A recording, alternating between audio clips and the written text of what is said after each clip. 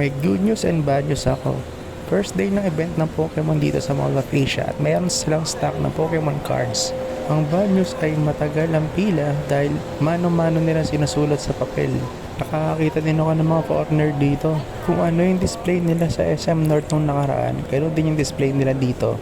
Syempre, mas maliit yung venue kaya naiba yung ayos. Sa kasamaang palad, wala akong nakitang age slash dito. Wala ding promo yung Tommy na buy 4 take 1. Saka yung Pokemon na parang dollhouse wala din dito. May hinahanap kasi ang version yung parang may gaming chair na kasama. At yun, umuulan ng fire type Pokemon dito. Noon sa SM North halos wala eh. Siyempre, isang buong area kanina puro Pikachu. Alam nyo na siya yung franchise mascot eh.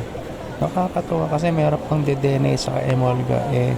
Patagal na sinawala sa anime. Eto, naikot ko na yung mga paninda pero ganito pa rin kahaba yung pila. Nasa ilalim pala kaya hindi ko nakita. Ito yung hinahanap kong dollhouse pero wala yung gaming chair. Bili siguro ako nito pag naka-sale na. Ang ganda ng headset nila oh. Para sa mga nagtatanong, lahat ng items na binibenta dito ay original, walang fake dito, bawal yon.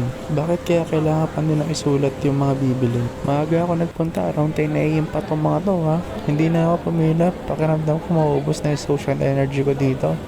Ito naman yung view, mga around 11 AM to.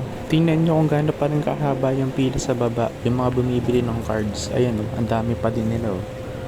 Around 20 people. Cards lang yung pinunta nila kasi first day of the event. Maraming mga i-release ngayon kumpara sa mga... Ang masasabi ko lang ay talagang organized itong event. Kasi yung last years, yung event sa SMX, bardagulan talaga yung mga nagko-collect ng Hot Wheels eh. May video rin ako dito nun. Thank you for watching. Please like or follow or subscribe. Sa mga hindi nga pa nagtatanong, ayun, naligaw nga ako. Hehe.